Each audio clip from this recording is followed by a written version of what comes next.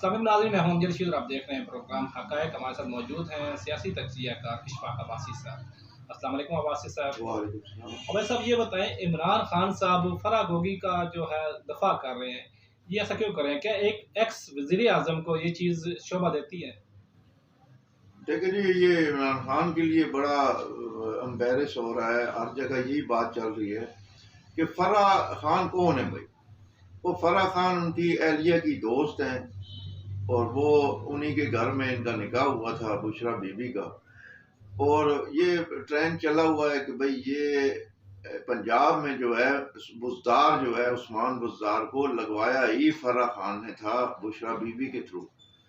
तो वो जब उनका बंदा जो लगा हुआ है तो फिर उसके बाद फराह खान ही जो है ना डिफेक्टो जो है वज़ीर आला हो रही हैं।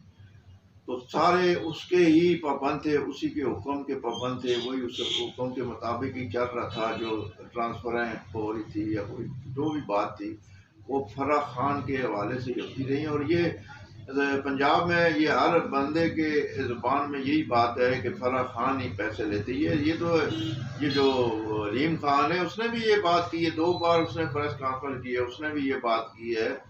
फिर कल ओन चौधरी ने भी ये बात कर दी है। उसके बाद उन्होंने कहा जो इनसे बात कर रहा है फराह गोगी के मुतालिक कि भाई ये करप्शन हो रही है, ये ट्रांसफर के पैसे ले रहे, उसी को खान साहब हटा देते हैं। तो दरअसल फराह गोगी जो है, फराह खान जो है, वो उसकी जो करप्शन है वो अभी सामने आने वाली है। तो वो खान साहब उसका दिफा कर रहे हैं कि ये नैब का केस नहीं बनता, ये फलाने का नहीं बनता। भाई वो नहीं बनता या नहीं बनता है, वो फराह खान को आके डिफेंड करना चाहिए। खुद अपने ऊपर जो भी केस उस पर अगर बनता है या कोई इंक्वायरी चल रही है तो वो आके यहाँ बात करे। वो दुबई क्यों चली गई है? पहली तो मशकूक बात ये है ना, जैसे ही हुकूमत का खात्मा होने वाला था पीटीआई की, तो फराह खान दुबई चली गई। उनका शोहर जो अमेरिका चला गया, उससे पहले तो कभी नहीं गई, वो तो यहीं घूमते फिरते रहे। लेकिन अब जब हुकूमत ख़त्म होने वाली तो चले गई। ये मशकूक अमल है ना, तो उस मशकूक अमल को मज़ीद इन्होंने तक़वियत दी है और ये इन्होंने दिफा उसका करना शुरू कर दिया है। ये इमरान खान साहब को ये ज़ेब नहीं देता कि वो एक फराह खान का दिफा करें। आप एक लीडर हैं, एक पार्टी के चेयरमैन हैं और एक आम औरत की बात करते हैं, उसको का लेना देना, उसका ये वो किसी ओहदे पे नहीं थी। भाई ओहदे पे तो नहीं थी, लेकिन मरियम नवाज भी ओहदे पे नहीं थी ना। मरियम नवाज भी ओहदे पे नहीं थी, तो आप लोगों ने उस पर केस बनाकर उसको जेल में डाला, 2 बार उसको जेल में डाला। उसको किस हिसाब में डाला? वो भी तो कोई ओहदे वगैरह सरकारी ओहदे पर मुसल्लत नहीं थी, नामजद नहीं थी, मुंतखब नहीं हुई थी। फिर वो उस पे क्यों केस डाला? आप जो करें वो ठीक है, अगर वो दूसरा कोई करे तो वो ये ठीक नहीं है। ये आपका वतीरा ठीक नहीं है खान साहब। बराबर कानून जो भी हो बराबर होना चाहिए। फराह खान को खुद पाकिस्तान आके दिफा करना चाहिए अपने ऊपर जो भी इंक्वायरियां हो रही हैं या करप्शन के इल्जामात लग रहे हैं।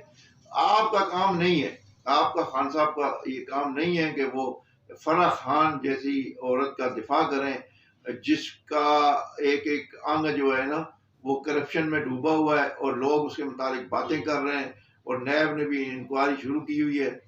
तो भाई जब उसके आप कह रहे हैं कि वो रियल एस्टेट का काम कर रही थी, उसने असासे बढ़ाए हैं, वो भाई बढ़ाए हैं तो वो रसीदें दे दे, वो बता दे हमने क्या किया है क्या नहीं किया। बस इसमें कौन सी बड़ी बात है, इसमें कौन सी तकलीफ वाली बात है, ये परेशानी वाली बात है? ये आपको परेशान नहीं होना चाहिए। आपको तो उसको पेश करना चाहिए कि भाई आके यहाँ जवाब दे और मैं क्यों दफा करूँ आपका। लेकिन आप उसके दिफा में लगे हुए हैं, ये काम अच्छा नहीं है खान साहब। अच्छा, ये जो आज के जलसे जुलूस चल रहे हैं जिसमें इमरान खान और शेख रशीद साहब जो अपने बयानात दे रहे हैं, ये आपको क्या लगता है कि मुल्क की सलामती या मुल्क पे के साथ में इसका क्या असर पड़ सकता है? भाई कौन से बयान दे रहे हैं? जो पुरतशद्दद बयानात हैं, जिस तरह के आप देखें, अभी एक वाक़या आया जिसमें एक लड़के बंदे ने कत्ल कर दिया किसी का, उसकी एक बहन है और एक माँ है। एक वीडियो वायरल हुई, आपने देखी होगी। हाँ जी। तो उससे अब जब पूछा गया कि क्या तुम्हें लगता है कि इमरान खान पीछे आएंगे, तो उसने कहा जी मुझे नहीं पता पीछे आएंगे नहीं आएंगे, लेकिन मैं इमरान खान के लिए जान भी दे सकता हूँ और किसी को मार भी सकता हूँ। इस तरह के जो बयानात हैं, इस तरह के जो लोगों में या अपने जो है सपोर्टरों में ये चीज़ डाली जा रही है, ये क्या आप इसके बारे में क्या कहते हैं, क्या होना चाहिए? इनमें इसमें देखें ना, ये मुल्क को इस किस्म के जो पुरतशद्दुद बयानात ये दे रहे हैं, एक शेख रशीद और एक इमरान खान, तो ये कोई किसी पार्टी के लिए नुकसानदेह नहीं है, ये मुल्क के लिए नुकसानदेह है। ये मुल्क अगर खाना जंगी की तरफ चला गया तो खान साहब ना खान साहब रहेंगे तो ना शेख रशीद साहब रहेंगे। ठीक है, ये मुल्क, आप मुल्क के लिए सियासत करते हैं ना, तो ये मुल्क ही ख़त्म हो जाएगा। और खाना जंगी की ये आग जो है, ये खून रेजी की जो बातें करते हैं, ये किसी एक घर तक महदूद नहीं रहेगी। जब किसी का घर जलेगा या किसी को कोई मसला बनेगा तो वो आपके घर तक जाएगा। और आप क्या समझते हैं कि हम लोगों को यूँ उकसा कर, मुश्तैल करके और वो अपोजिशन को वो टारगेट करेंगे, तो क्या उनके उनके कारकुन नहीं है? क्या वो लोग बैठे हुए हाथ जोड़ के बैठ जाएंगे आपके सामने? ये आग अगर लगी तो आपके घर तक जाएगी शेख रशीद साहब और खान साहब, ये आप नोट कर ले। ये जिस तरह आप करना चाह रहे हैं ना मुल्क में कि हम नहीं तो फिर कोई भी नहीं, तो ये बात नहीं है। खान साहब एक खुशकिस्मत वजीर आज़म रहे हैं जो आइन और कानून के मुताबिक उन्हें फारिग किया गया है, उन्हें अदम एतमाद की तहरीक के ज़रिए फारिग किया गया है। मुल्क की तारीख का पहला वज़ीर आज़म है ये, तो ये खुशकिस्मत है। जो इससे पहले जो वज़ीर आज़म गुजरे हैं वो तो तमाम के तमाम जो है, किसी को अदालतों ने निकाला, किसी को फौजियों ने निकाला, किसी को जर्नलों ने निकाला, कोई डिक्टेटरशिप आ गई, कोई किस किस्म के हालात में गया है। अदम एतमाद पहला वज़ीर आज़म है जो अदम एतमाद। इमरान खान साहब बड़े पर उम्मीद होकर कहते हैं कि इलेक्शन करवाएं, क्या लगता है अगर इलेक्शन होते हैं तो इनका पासा जो पलड़ा भारी हो जाएगा? अभी जो इमरान खान कहता है कि इसका मतलब वो जो बात वो कहे वही बात हो जाएगी। आइन और कानून के तहत मुल्क चलते हैं ना, आइन जो किताब है ना, आइन बहुत पुरुम्मीद है। पुरुम्मीद तो हर बंदा पुरुम्मीद होता है जब वो अपोजिशन में होता है ना। वो इसी तरह यही पोजीशन कर रही थी बातें कि जी हमें इलेक्शन चाहिए, इलेक्शन कराएं, ये साल इलेक्शन का है, तो वो ये करा देते ना। उस वक्त अगर इनको इतना मसला था तो वो करा देते, नहीं कराए इन्होंने। अब जब वो इक़्तिदार में आए, इन्होंने अपना एक बयानिया किया और लोगों को इश्तिहार दिलवाया और लोगों को ये जी मेरे को साजिश की निकाला गया, ये वो कोई पहले 50 लोग थे आज 100 लोग हो गए, तो बस वो उन्होंने समझा कि बस मैं ही सब कुछ हूँ। इस तरह नहीं होता खान साहब, इस तरह बात नहीं होती। जमहूरियत और उस तरह चलती है कि आइन और कानून के तहत चलती है। ये नहीं कि जो आपने मुंह से बात निकाली जब वो ही कानून बन जाए, वो ही सच है। सच कोई और, जो कानून है वो आइन की किताब है, उसके मुताबिक ये मुल्क चल रहा है, तो उसके मुताबिक आप चलने दें। आप रियासत के जो है ना, एक आप नहीं है रियासत में, एक पार्टियां और भी हैं और यहाँ इदारे भी मौजूद हैं जो इस मुल्क के लिए मुहब्बुल वतनी का काम करते हैं। ये नहीं है कि खान साहब बोले आज इलेक्शन करा तो इलेक्शन हो जाए, कल अगर फर्ज किया इलेक्शन हो जाते हैं, ये फिर भी इक़्तिदार में नहीं आते, ये हार जाते हैं, तो ये फिर भी नहीं मानेंगे उस इलेक्शन को, तो फिर क्या होगा, फिर क्या करेंगे भाई? ये इसका ये मतलब नहीं है खान साहब जो कहें उसी तरह होता चला जाए और हम जलसे जुलूसों के ज़रिए इस तरह खून रेजी हो जाएगी, मुल्क में खाना जंगी हो जाएगी। मैं बोलता हूँ जब शेख रशीद ये बातें कर रहा है, इश्तिहार दिलवा रहा है, तो इदारे कहाँ सोए हुए हैं? इदारे को सत्तू पी के सोए हुए हैं कि वो हरकत में नहीं आते। ये जो बयानात हैं शेख रशीद के, ये खाना जंगी की तरफ ले जा रहे हैं।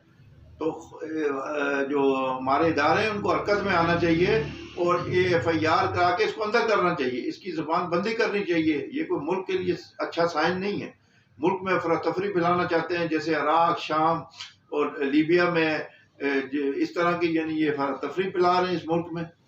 ये मुल्क पाकिस्तान जो है इस्लाम के नाम पर बना हुआ है।